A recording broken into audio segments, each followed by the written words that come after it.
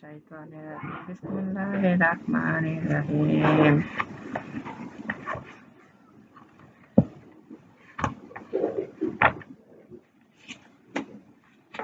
Bismillahirrahmanirrahim. মোনাজাতে মকবুল, দোয়া করার পদ্ধতি।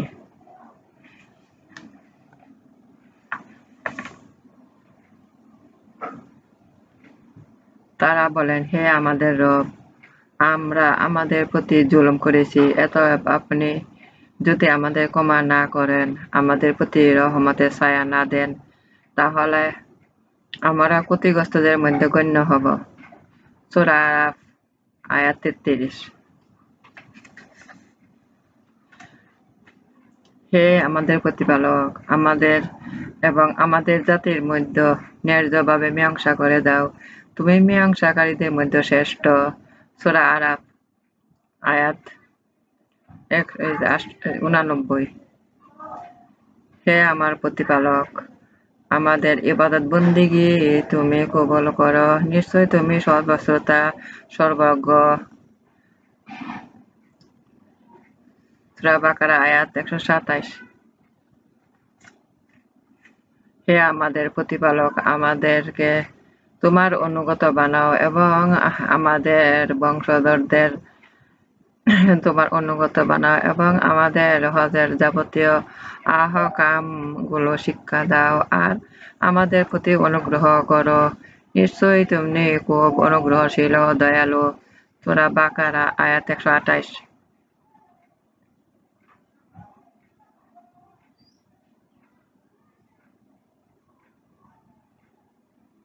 হে আমাদের প্রতিপালক, তুমি আমাদের থেকে এমন একজন রাসূল প্রেরণ করো যিনি তাদের কাছে তোমার বাণী আবৃত্ত করবেন, তাদেরকে তোমার কিতাব ও হিকমত শিক্ষা দিবেন এবং তাদেরকে পরিশুদ্ধ করবেন। নিশ্চয় তুমি পরাক্রমশালী ও প্রজ্ঞাময়। সূরা বাকারা আয়াত ১২৯। হে আমাদের প্রতিপালক, ফেরাউন এবং তার পরিবারকে পৃথিবীতে অনেক শোভা ও সম্পদ দান করেছ। হে আমাদের প্রতিপালক, তারা মানুষকে তোমার পথ থেকে বিভ্রান্ত করেছে। হে আমাদের প্রতিপালক, তাদের সম্পদ বিনষ্ট করো, তাদের হৃদয় মোহর করে দাও, তারা জ্বালাময়ী শাস্তি না দেখা পর্যন্ত ঈমান আনবে না। সূরা ইউনূস আয়াত ৮৮।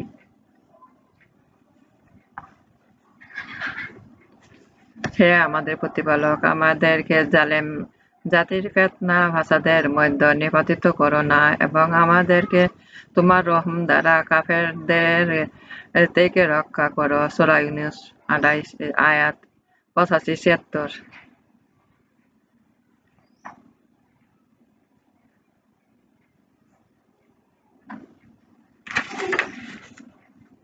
হে আমাদের প্রতিপালক, আমাদের ধৈর্য ধারণ করতে হবে, ধৈর্য ধারণ করতে শক্তি দাও এবং শত্রু মোকাবেলা আমাদের পদযুগল মজবুত রাখো, আমাদেরকে কাফের ও কওমদের মোকাবেলায় সাহায্য করো। সূরা বাকারা আয়াত ২৫০।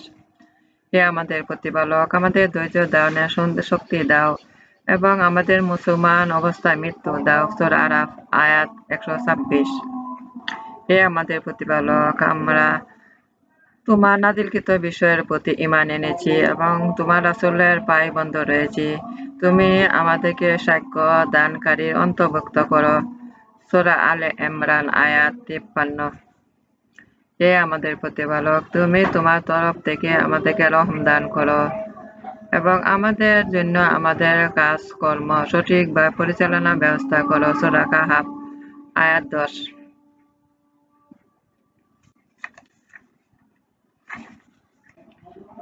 হে আমাদের প্রতিপালক, তোমার রহম এবং জ্ঞান সর্বত্র বিস্তার করে আছে, তুমি ওই সকল লোকদের ক্ষমা করে দাও যারা তওবা করেছে এবং তোমার পথে চলছে, আর তাদের দুজকের কঠিন আযাব থেকে বাঁচাও। সূরা মুমিনুন আয়াত ৭। হে আমাদের প্রতিপালক, তুমি তাদেরকে বেহেশতের চিরস্থায়ী বাগিচায় প্রবেশ করাও যার সম্পর্কে তুমি ওয়াদা করেছ এবং তাদের পিতা-মাতা, স্ত্রী, সন্তান-সন্ততি যারা নেক কাজ করে তাদের বেহেশতে নসিব করো, নিশ্চয়ই তুমি পরাক্রমশালী মহাজ্ঞানী। সূরা মুমিনুন আয়াত ৮। আমরা এতে পবিত্র কোরআন মসজিদের উপর ঈমান আনলাম এবং এ পবিত্র গ্রন্থের মধ্যে যত বিষয় রয়েছে সবই আমাদের প্রতিপালকের তরফ থেকে এসেছে। একথা শুনে মুমিনরা নিম্নে দোয়া পাঠ করেছিলেন। আলে ইমরান ৭। হে আমাদের প্রতিপালক, আমাদের পথ প্রদর্শন করার পর আমাদের অন্তঃকরণকে তুমি বাঁকা করিও না। আমাদের তোমার পক্ষ থেকে রহমত করুণা দান করো। নিশ্চয়ই তুমি মহান দাতা। আলে ইমরান আয়াত ৮। হে আমাদের প্রতিপালক, নিঃসন্দেহে তুমি ওই দিন, কিয়ামতের দিন সকলকে একত্রিত করবে, যেদিন আগমনে কোনো সন্দেহ নেই, অর্থাৎ কিয়ামত অবশ্যই নিশ্চয় আল্লাহ পাক তার অদাকে লাভ করবেন না। সূরা আলে ইমরান আয়াত ৯। হে আমাদের রব, যদি আমরা বিস্মিত হই বা ভুল করি তবে তুমি আমাদের ধরো না। হে আমাদের রব, আমাদের পূর্ববর্তীদের উপর যেমন গুরুত্ব দায়িত্ব অর্পণ করেছিলে তেমন গুরুত্ব দায়িত্ব আমাদের উপর অর্পণ করো না। বাকারা ২৮৬। হে আমাদের রব, তুমি আমাদের প্রতি এমন শুরু দায়িত্ব চাপাইও না যা বহন করার ক্ষমতা আমাদের নেই।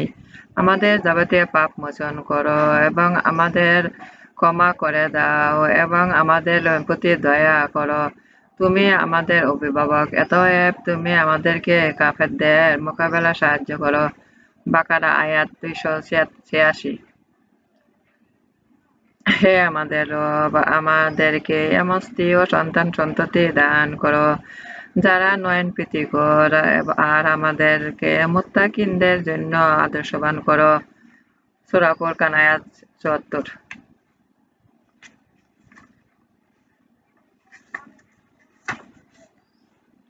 হে আমাদের প্রতিপালক, তুমি এ সকল অনর্থক সৃষ্টি করনি, তুমি পবিত্রময়, অতএব তুমি আমাদেরকে দুঃখের শাস্তি হতে বাঁচাও। আলে ইমরান আয়াত ১৯১। হে আমাদের রব, যাকে তুমি দুজকে নিক্ষেপ করো তাকে অবশ্যই অপদস্থ করবে, আর অত্যাচারীদের কোনো সাহায্যকারী নেই। সূরা আলে ইমরান আয়াত ১৯২। হে আমাদের প্রতিপালক, আমরা ঈমানের দিকে আহ্বানকারীর আহ্বান শুনেছি, যিনি বলেছেন, তোমরা তোমাদের প্রতিপালকের প্রতি ঈমান আনো। সুতরাং আমরা ঈমান এনেছি। সূরা আল ইমরান আয়াত ১৯৩।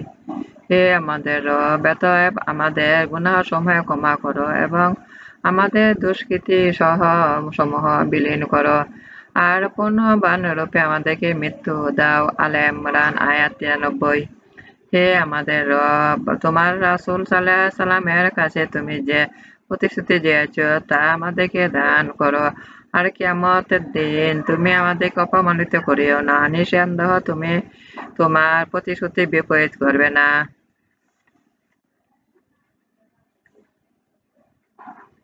হে আমাদের প্রতিপালক, আমাদের গুনাহসমূহ আর আমাদের কর্মে আমাদের বাড়াবাড়ি ক্ষমা করো, আর আমাদের পথ যুগল প্রতিষ্ঠিত রাখো, আর কাফের সম্পদের উপর আমাদেরকে সাহায্য করো। সূরা আলে ইমরান আয়াত ১৪৭। হে আমাদের প্রতিপালক, আমরা ঈমান এনেছি, অতএব আমাদের গুনাহসমূহ ক্ষমা করো এবং জাহান্নামের আগুন থেকে আমাদের রক্ষা করো। সূরা আল ইমরান আয়াত ১৬। হে আমাদের প্রতিপালক, দুনিয়া আমাদেরকে কল্যাণ ও বালাই দান করো ও পরকালে বালাই দান করো, আর জাহান্নামের আগুনের শাস্তি থেকে বাঁচাও। সূরা বাকারা আয়াত ২০১। হে আমাদের প্রতিপালক, নিশ্চয় আমার কওম আমাদেরকে মিথ্যুক বলে অভিহিত করেছে, তাই তুমি তাদের এবং আমার মধ্যে একটা সুবিচার ফয়সালা করে দাও এবং আমাকে আমার সাথী মুমিনদের নাজাত দাও। সূরা আয়াত ১১৭-১১৮। হে আমাদের প্রতিপালক, ভূপৃষ্ঠে কাফের লোকদের আবাস গৃহসমূহ অবশ্যই রাখবে না। সূরা নূহ আয়াত ২৬। হে আমার প্রভু, নিশ্চয় আমার পুত্র কেনান আমারই পরিবারভুক্ত এবং প্রকৃতপক্ষে তুমি অদায়ী সত্য। তোমার সমস্ত বিচারকের তুলনা উত্তম ন্যায় বিচারক। সূরা হুদ আয়াত ৪৫। হে আমাদের প্রতিপালক, আমি তোমার হুকুমে এমন এক বিষয় তোমার কাছে আশ্রয় প্রার্থনা করছি যে বিষয়ে আমি জ্ঞান নেই, তাই তুমি যদি আমাকে ক্ষমা না করো এবং আমাকে রহম না করো তাহলে আমি ক্ষতিগ্রস্তদের মধ্যে শামিল হব। সূরা হুদ আয়াত ৪৭। হে আমার প্রতিপালক, তুমি আমাকে বরকতময় স্থানে অবতরণ করাও। তুমি একমাত্র উত্তম অবতরণকারী। সূরা মুমিনুন আয়াত ২৯। হে আমার প্রতিপালক, আমাকে এবং আমার পিতা মাতাকে এবং ওই সকল লোকদেরকে যারা ঈমান এনে আমার ঘরে প্রবেশ করেছে আর অন্য সকল ঈমানদার পুরুষ ও স্ত্রী লোকদেরকে ক্ষমা করে দাও। সূরা নূহ আয়াত ২৮। হে আমার প্রতিপালক, আমাকে একটি নেককার সন্তান দান করো। হে আমার প্রভু, তুমি এর শহরকে নিরাপদ শহর পরিণত করো এবং এতে যেসব বসবাসকারীদের রিজিক দান করো যারা আল্লাহর উপর এবং পরকালের প্রতি ঈমান রাখে। সূরা বাকারা আয়াত ১২৬। হে আল্লাহ, তুমি এর নগরীকে নিরাপদ নগরী পরিণত করো আর আমাকে এবং আমার বংশধরকে মূর্তি পূজা থেকে দূরে রাখো। সূরা ইব্রাহিম আয়াত ৩৫। হে আল্লাহ, তোমার নিকট দরল, মস্তিষ্ক বিকৃত, কুষ্ঠ সহ সব ধরনের কঠিন দুরারোগ্য থেকে পানাহ চাই। তিরমিজি। হে আমার প্রতিপালক, আমাকে আমার বংশধরকে নামাজ কায়েমকারী বানাও। হে আমাদের প্রতিপালক, আমাদের প্রার্থনা কবুল করো। হে আমাদের প্রতিপালক, মহা হিসাবে নিকাশের দিন আমাকে, আমার পিতা মাতাকে এবং সমস্ত মুমিনকে ক্ষমা করো। সূরা ইব্রাহিম আয়াত ৪০-৪১।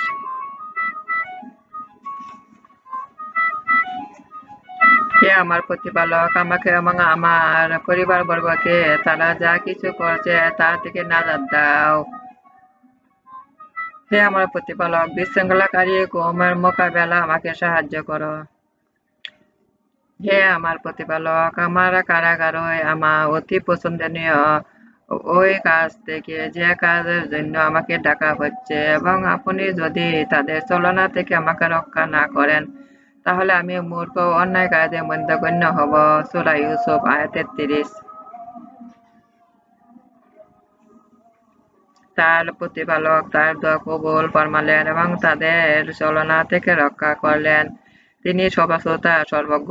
সূরা ইউসুফ আয়াত ৩৪।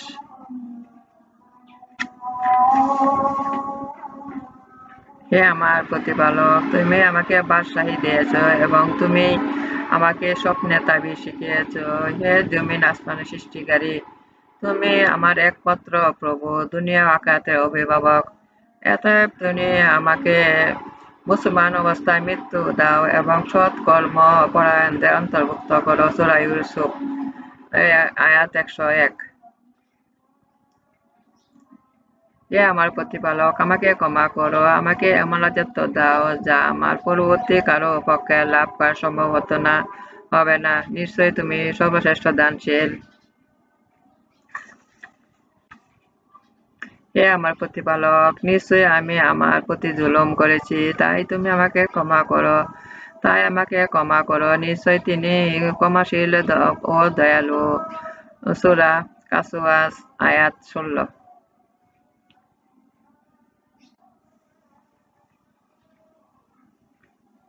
হে আমার প্রতিপালক, আমার এবং আমার ভাই ব্যতীত অন্য কারো উপর আমার এখতিয়ার নেই, তাই তুমি আমাদের ও অসৎকর্ম পরায়ণ সম্প্রদায়ের মধ্যে উত্তম ফয়সালা করে দাও। সূরা মাইদা আয়াত ২৫।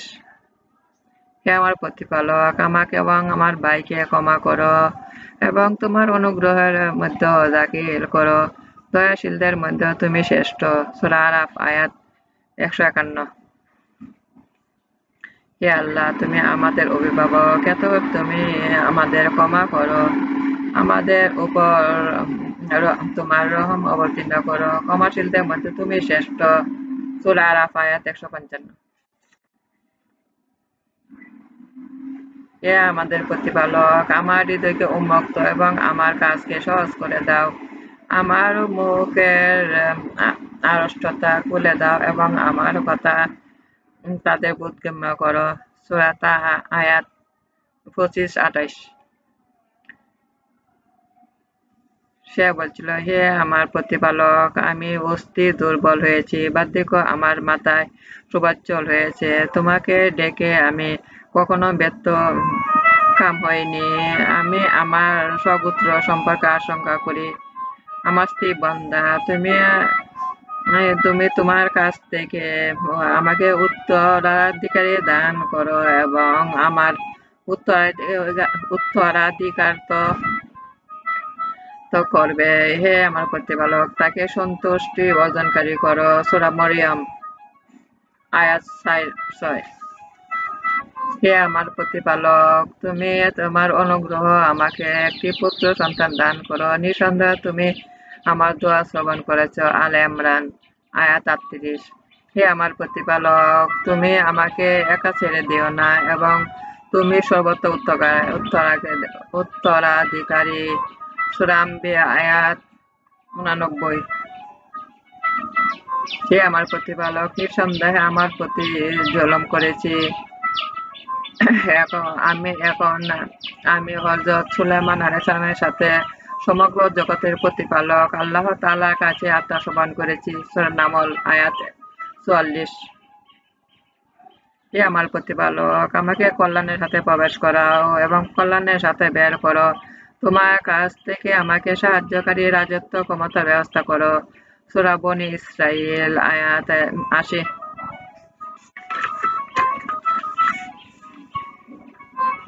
হে আমার রব, তুমি আমাকে অত্যাচারী কওমের মধ্যে শামিল করো না।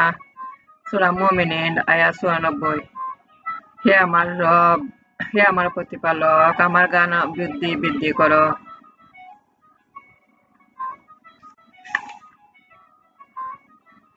হে আমার প্রতিপালক, তুমি আমাকে তৌফিক দান করো যাতে আমার প্রতি এবং আমার পিতা মাতার প্রতি তোমার নিয়ামত শুকর আদায় করতে সক্ষম হয় এবং তোমার সন্তোষজনক কাজ করতে পারি। আমাদের জন্য সন্তানদের সৎকর্ম পরায়ণ করো। আমি তোমার অভিমুখী হলাম, আত্মসমর্পণ করলাম। হে আমার প্রতিপালক, তুমি আমার পিতা মাতার প্রতি অনুগ্রহ করো, যেমন যেমন তারা শিশুকালে আমার প্রতি পালন করেছে।